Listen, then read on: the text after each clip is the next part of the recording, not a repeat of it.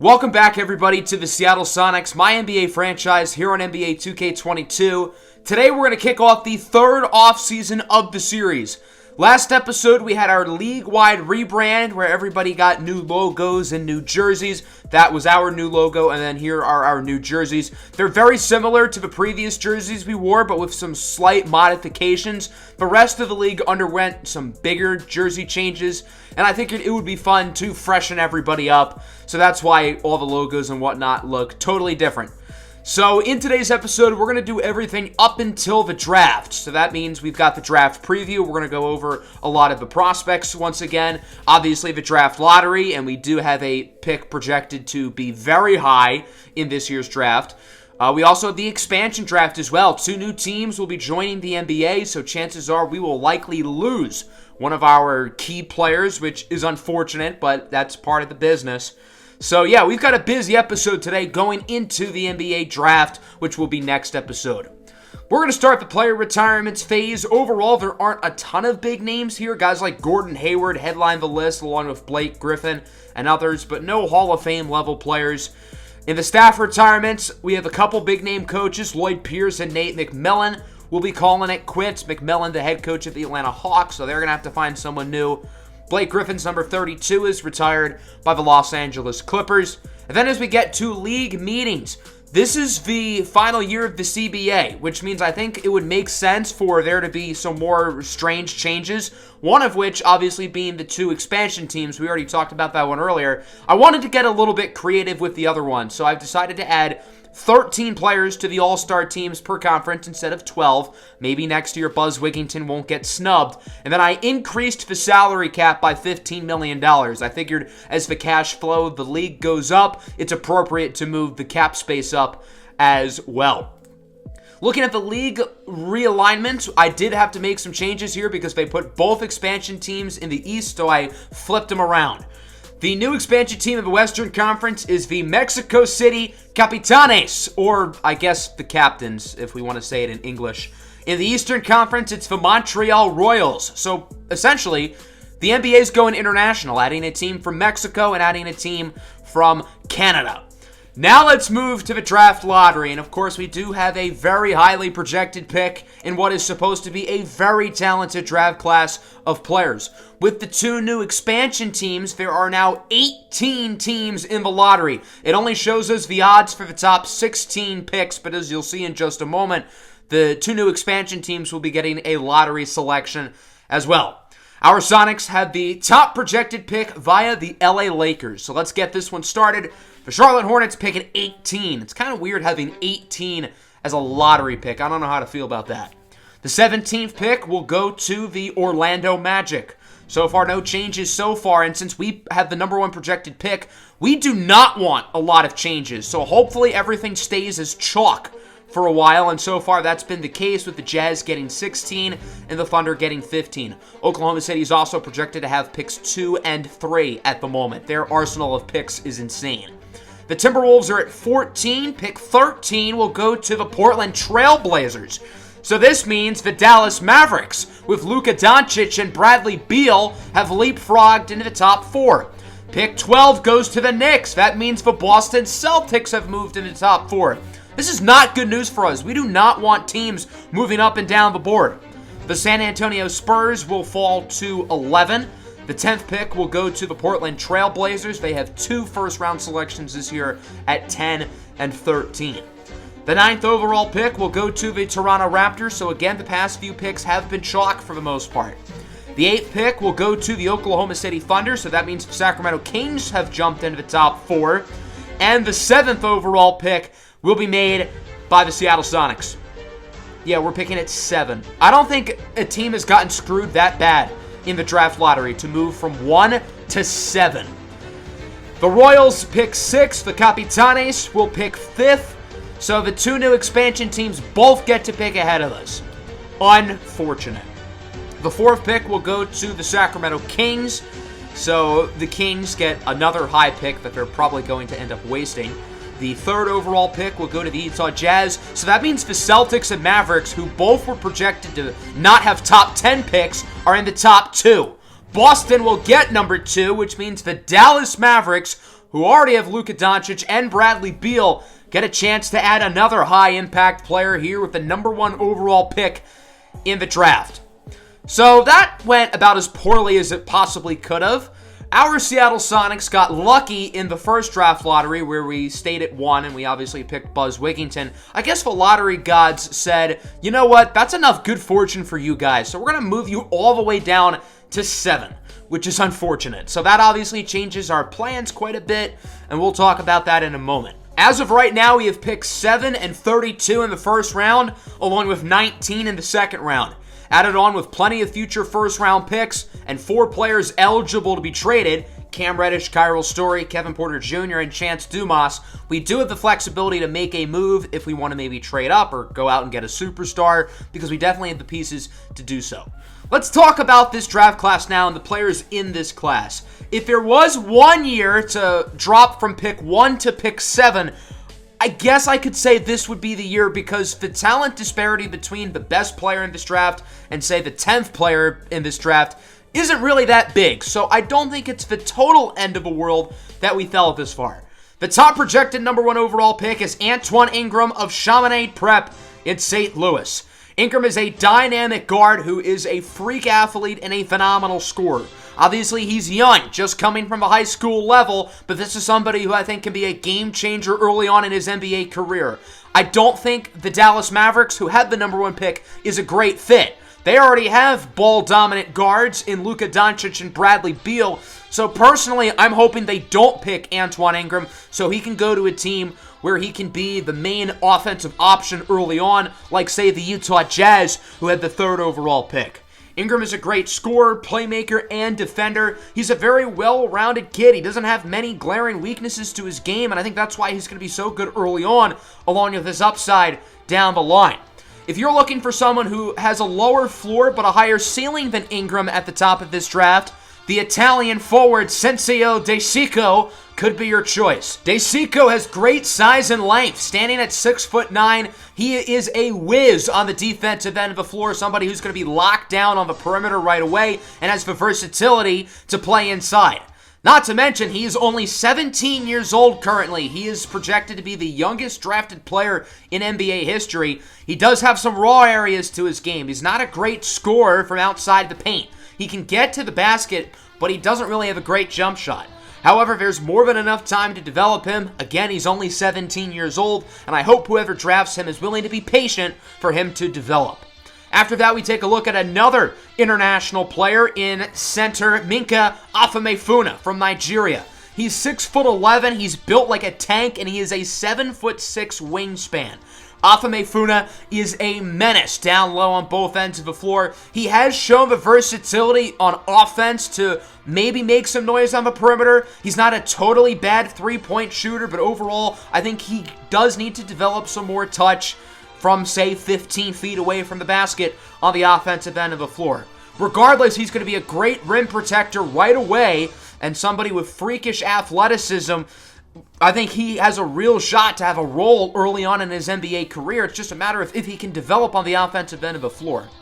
Virginia forward Cameron Hunter is one of the higher floor players in this draft class. Other than not having a great three-point shot, Hunter is one of the most complete players at the top of this draft class, and I think he would be a pretty good fit with the Seattle Sonics. The Sonics are probably not looking for a project player. I think since they're already a good team, they'd rather someone who's going to be very good early on. Hunter is a good scorer from inside the arc. He's a good playmaker, very solid defender, and he's a versatile defender as well. I think with his size and athleticism, he could be really good if he develops a three-point shot. A.J. Alexander from Westtown School is another intriguing high school option. Alexander is an intriguing big man, standing at around 6'8", 6'9" or so. I don't really think he has the size and athleticism to play the center position, which is unfortunate because it's a very well-documented secret that Seattle needs center pretty badly. Despite that, I do think Alexander could still be in play with the 7th overall pick. He's a little bit raw and rough around the edges on the offensive end of the floor, but I definitely think he could develop there. He is a phenomenal playmaker, however, for his size, and again, is a versatile defender. You can put him down low. You can put him on the perimeter. He has the athleticism to switch through different positions. I think it's just a matter of figuring out if he's a big man or if he's a wing. And if his team figures that out, he could be very good. Prince Ezekwesili out of Kansas is one of my favorite players in this year's draft class. At the beginning of the season, he looked like a projected top 2 to 3 pick, maybe even number 1. He has fallen a little bit, but should still go in the top 10. His small fall reminds me of Kyril Story last year. Story was projected to be a top 3 pick, ended up falling a little bit, and obviously was the 9th pick to our Seattle Sonics, and that pick has worked out extraordinarily well so far. Ezekwesili is a good offensive player. He's a great defender right away and has pretty good athleticism. Another player who I fully expect to be in play with the 7th overall pick. Latvian forward Vyacheslav Žvenmanis is another guy who I think the Sonics will look at pick 7 if he's on the board. He stands at 6'10" and has some of the best size and length of anybody in this year's draft class. Žvenmanis is only 18 years old. He's a phenomenal scorer. Isn't great down low. He needs to do a better job of driving the basket, but he's a phenomenal jump shot from mid-range and from 3. So he's somebody who would be able to produce at a high level very early on the offensive end of the floor. Good playmaker, good defender as well. I don't think he's ever going to be a superstar, but he's somebody who I think will be pretty good early on, which is what the Sonics are really valuing. Center Uzoma Chukwumereji from Georgetown is another very intriguing player. I imagine a lot of Seattle fans will likely be very intrigued about the idea of Chukwumereji going to the Sonics, and I think that there might not be a better fit of anybody in this year's draft class. Chukwumereji could plug right in at the center position and be the starter for Seattle. He's a high-energy player who is a pretty solid offensive guy. I mean, he's not a great three-point shooter, but he has good touch around the basket. He's productive as a mid-range scorer, so he can space the floor. He's an excellent rim protector, excellent rebounder, freakish athleticism as well. He's a great shot blocker, great rim runner, phenomenal lob threat. I think he'd be the perfect fit for the Seattle Sonics, and I think they'll give him a long and hard look if he's on the board at 7. We don't really have film for Nathan Wilcox, I apologize, but Wilcox is one of the biggest risers in this year's class as a possible spot-up three-point shooter, and he also has freakish athleticism, maybe gives some parallels to a guy like Zach LaVine coming out of college. The final guy I think the Sonics will consider at 7 is Duke forward Jamar Sherman. Sherman is not the biggest. He's probably about 6'6", doesn't have the greatest length either, and he does need to bulk up. However, I think he is a highly skilled forward. He's a solid defender, and he's a great offensive player. Already, he's going to be a very solid scorer early on. He's not a great mid-range shooter. He's inconsistent from 3, but he can get to the cup and make plays. Again, his defense is not the best. I think that's really where he needs to work on, but he has excellent world-class athleticism, and the sky is the limit, in my opinion, for Jamar Sherman. After that, I think we have some very good players in this late lottery range. I don't think Seattle's going to consider any of them at 7, but maybe if they move down from 7 or move up from 32, this next batch of players could be some guys the Sonics consider.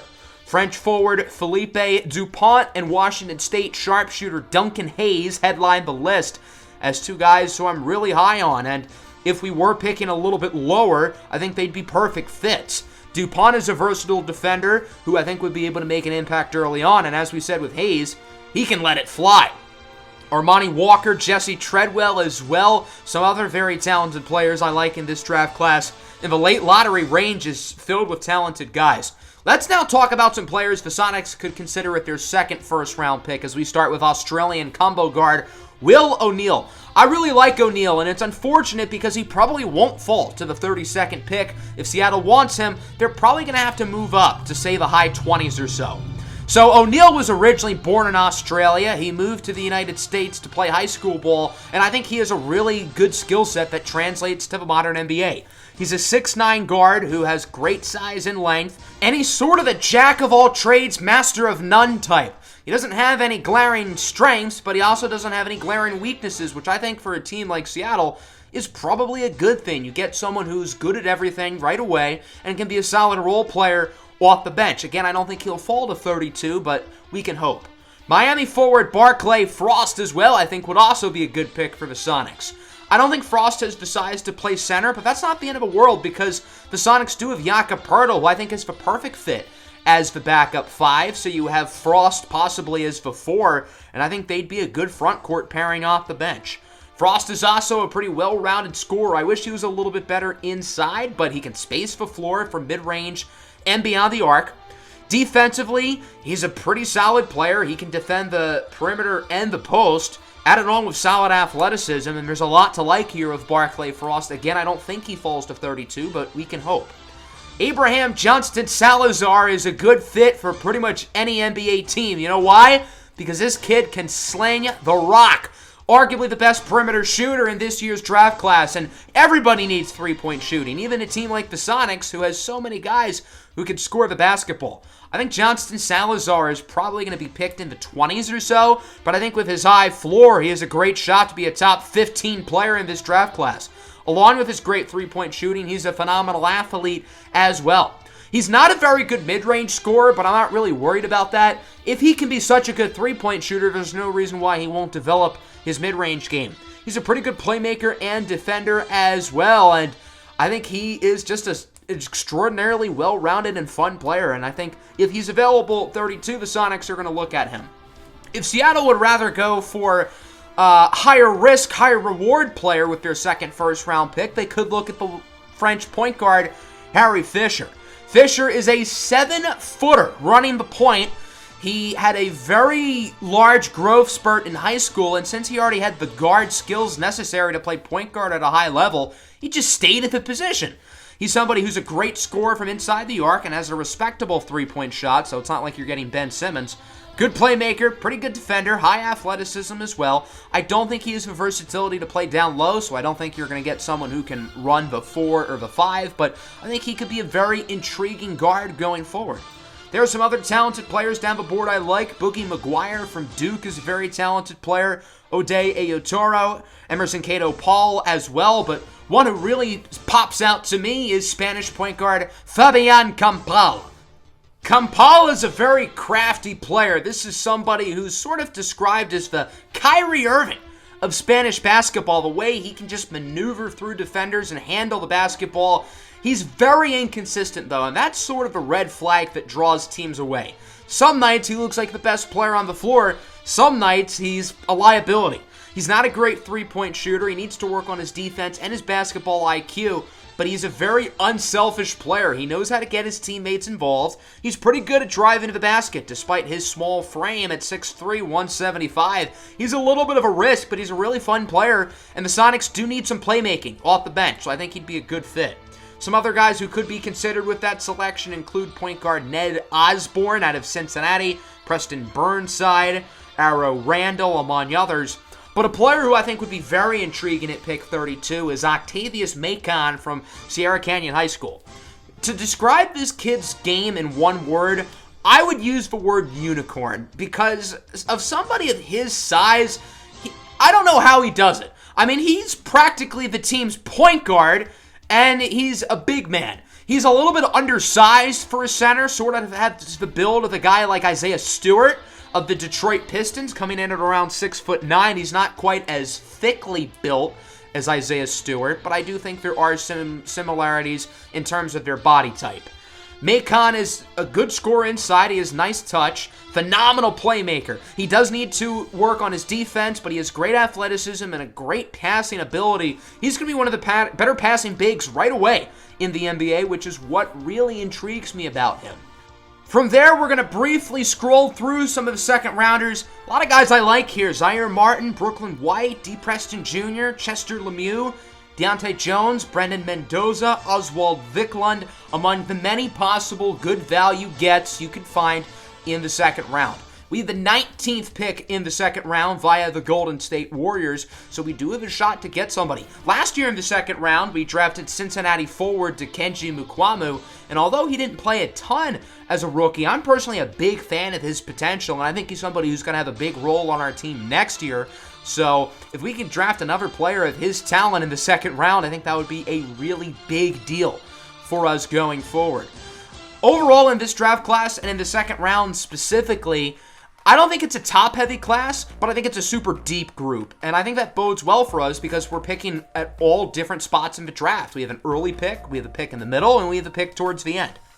Now we're scrolling through the NBA Draft Combine, and most of the time, a lot of the top draft prospects don't partake in the Combine, but this year it was different because so many guys want to prove themselves as possible top 5 picks. You're seeing guys like Uzama Chukwumereji and Prince Ezekwesili, among others, performing at the Combine, and then other guys such as later lottery picks like Duncan Hayes as well, who shot the ball unsurprisingly very well. He's one of the best three-point shooters in the draft. Abraham Johnston Salazar as well tested pretty well with his high athleticism and three-point shooting ability. Overall, there's nobody who really got their stock up super high. I think Octavius Mackin, maybe. He had a 43-inch vertical and shot the ball insanely well. I told you guys that kid was a unicorn. I don't think he's going to fall to the 32nd pick, to be honest, which sucks because if he does, we might run that card up to the commissioner.